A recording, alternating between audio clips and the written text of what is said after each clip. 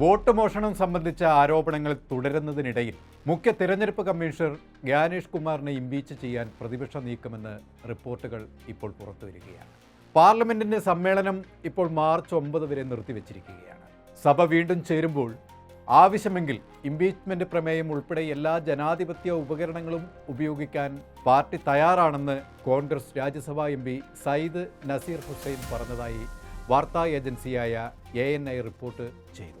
അങ്ങനെ വന്നാൽ ശക്തമായി പിന്തുണയ്ക്കുമെന്ന് പശ്ചിമ ബംഗാൾ മുഖ്യമന്ത്രിയും തൃണമൂൽ കോൺഗ്രസ് അധ്യക്ഷയുമായ മമതാ ബാനർജിയും പറഞ്ഞു. പശ്ചിമ ബംഗാൾ മുഖ്യമന്ത്രിയും മമതാ ബാനർജിയും തെരഞ്ഞെടുപ്പ് കമ്മീഷനും തമ്മിൽ SIR നടപടികളുടെ പേരിൽ ആരംഭിച്ച പോരാട്ടം രൂക്ഷമായി തുടരുകയാണ്. കഴിഞ്ഞ ദിവസം മുഖ്യ തെരഞ്ഞെടുപ്പ് കമ്മീഷണറുമായി കൂടിക്കാഴ്ച നടത്തിയ ശേഷം രൂക്ഷമായ വിമർശനങ്ങളായിരുന്നു മമതാ ബാനർജി ഉന്നയിച്ചിരുന്നത്. മുഖ്യ തെരഞ്ഞെടുപ്പ് കമ്മീഷണർ ജ്ഞാനേഷ് കുമാറിനെ അഹങ്കാരി എന്ന് വിളിച്ചുകൊണ്ട് കഴിഞ്ഞ ദിവസം മമത അധിക്ഷേപിച്ചിരുന്നു.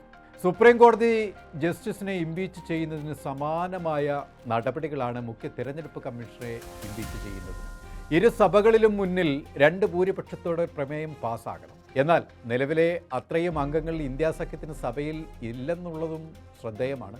പ്രതിപക്ഷ നേതാവ് രാഹുൽ ഗാന്ധിയാണ് വോട്ടുകൊള്ള ആരോപണം ഉന്നയിച്ച് വന്നത്. ഇതിന് പിന്നാലെ ഇക്കാര്യത്തിൽ വിശദീകരണം നൽകിക്കൊണ്ട് തെരഞ്ഞെടുപ്പ് കമ്മീഷൻ വിശദമായ വാർത്താ സമ്മേളനം നടത്തിയിരുന്നു. എങ്കിലും രാഹുൽ ഉന്നയിച്ച ചോദ്യങ്ങൾക്കൊന്നും കമ്മീഷൻ ഇനിയും ഉത്തരം നൽകിയിട്ടില്ല എന്നാണ് കോൺഗ്രസ് ആരോപിക്കുന്നത്.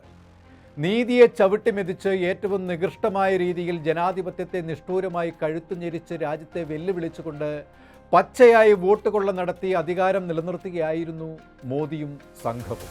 അതിന് ഏറ്റവും കൂടുതൽ വഴിവെച്ച് കൊടുത്തുകൊണ്ട് മുഖ്യ തെരഞ്ഞെടുപ്പ് കമ്മീഷണർ ജ്ഞാനേഷ് കുമാർ മോദിക്ക് വേണ്ടി വഴിവിട്ട് എല്ലാ ഒത്താശകളും ചെയ്തു കൊടുത്തു കൂടെ നിന്നു. വിവിധ രീതിയിലുള്ള വോട്ടുകൊള്ള രാജ്യത്തിൻ്റെ ജനാധിപത്യ പ്രക്രിയയെ ആകമാനം തകർത്തു കളഞ്ഞു. SIR വഴിയും EVM വഴിയും വോട്ടർ പട്ടിക വഴിയും ഒക്കെ തന്നെ BJP ഈ പ്രക്രിയയെ നശിപ്പിച്ച് ജനാധിപത്യം ഇന്ത്യയിൽ തകർത്തെറിഞ്ഞു. വോട്ടർ പട്ടികയിൽ നിന്നും തങ്ങൾക്ക് അനുകൂലമല്ലാത്തവരെ വെട്ടിമാറ്റിയും അനുകൂലിക്കുന്നവരെ തിരികെ കയറ്റിയും വോട്ട് ചോരി നടത്തിയതിൻ്റെ പ്രകടമായ വലിയ തെളിവുകൾ രാഹുൽ ഗാന്ധി 3 പത്രസമ്മേളനങ്ങളിലൂടെ പുറത്തുവിട്ടിരുന്നു. വ്യക്തമായ തെളിവുകളും വോട്ട് നഷ്ടപ്പെട്ടവരെയും വേദിയിൽ മാധ്യമ പടയ്ക്ക് മുന്നിൽ നിർത്തിയാണ് രാഹുൽ ഗാന്ധി മോദിയുടെയും ജ്ഞാനേഷ് കുമാറിൻ്റെയും കള്ളങ്ങൾ പൊളിച്ചടുക്കിയത്. ഗുജറാത്തിൽ, പശ്ചിമ ബംഗാളിൽ, ഉത്തർപ്രദേശിൽ, മഹാരാഷ്ട്രയിൽ, കർണാടകയിൽ, ഒഡീഷയിൽ, ഹരിയാനയിൽ, ബീഹാറിൽ, കേരളത്തിലടക്കം നടത്തിയ തെരഞ്ഞെടുപ്പ് അട്ടിമറികൾ രാജ്യത്ത് വൻ കോളിളക്കം സൃഷ്ടിച്ചിരുന്നു. എന്തായാലും ഇന്ത്യ ബ്ലോക്കിൻ്റെ ഈ പുതിയ നീക്കം അതീവ ഗൗരവത്തോടെയാണ് രാജ്യം ഇപ്പോൾ ഉറ്റുനോക്കുന്നത്. രാഹുൽ ഗാന്ധി ഉയർത്തിവിട്ട വോട്ടുകളെ എന്ന മോദിക്കും ജ്ഞാനേഷ് കുമാറിനുമെതിരെയുള്ള കടുത്ത കൊടുങ്കാറ്റിൻ്റെ രൂക്ഷത അടങ്ങിയിട്ടില്ല എന്ന് വേണം കരുതാൻ. കേരളം, ആസാം, പശ്ചിമ ബംഗാൾ, തമിഴ്നാട്, കേന്ദ്രഭരണ പ്രദേശമായ പുതുച്ചേരിയിലും ഉടൻ തിരഞ്ഞെടുപ്പ് നടക്കാനിരിക്കുന്ന സാഹചര്യത്തിൽ ഈ ഇംപീച്ച്മെൻറ്റ് നീക്കം BJPയെ വെട്ടിലാക്കുമെന്നത് ഉറപ്പായി കഴിഞ്ഞു. പ്രതിപക്ഷ പാർട്ടികൾ ഒന്നിച്ച് ഒറ്റക്കെട്ടായി നീങ്ങുമ്പോൾ ജ്ഞാനേഷ് കുമാറിൻ്റെ ഭാവി തുലാസിലായി കഴിഞ്ഞു.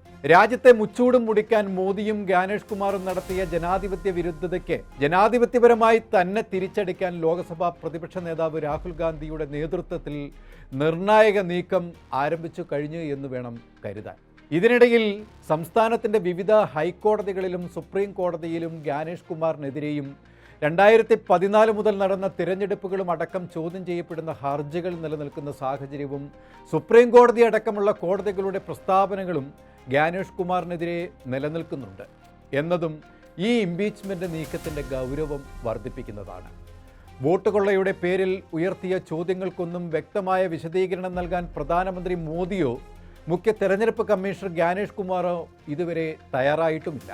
രാജ്യം ഇനി കാത്തിരിക്കുന്നത് മാർച്ച് 9 കഴിഞ്ഞ 13 ദിവസം പാർലമെന്റ് സഭയിൽ ആഞ്ഞടിച്ച പ്രതിപക്ഷ കൊടുങ്കാറ്റിൻ്റെ തുടർച്ചയാവും ഇനി സഭയിൽ സംഭവിക്കുക. ഭരണപക്ഷത്തിനെ കടപുഴക്കുന്ന നീക്കങ്ങൾ പ്രതിപക്ഷം രൂക്ഷമാക്കുമ്പോൾ തെരഞ്ഞെടുപ്പ് കമ്മീഷനെ ഇംപീച്ച് ചെയ്യുന്നതും സ്പീക്കർക്കെതിരെ കൊണ്ടുവന്ന അവിശ്വാസ പ്രമേയം അടക്കം കത്തിയാളും. അത് മോദിയെ വിഴുങ്ങുന്ന അഗ്നിനാളമായി പടർന്നുയരും. തടുക്കാൻ കഴിയുമോ മോദിക്ക് എന്ന് കാത്തിരുന്ന് കാണാം നമുക്ക്. കൂടുതൽ വാർത്തകൾക്കും വിശേഷങ്ങൾക്കും ഞങ്ങളുടെ channel like, share and subscribe ചെയ്യുക. കൂടാതെ സബ്സ്ക്രൈബ് ബട്ടണിലെ ബെല്ലൈക്കൺ എനേബിൾ ചെയ്യാനും മറക്കരുത്.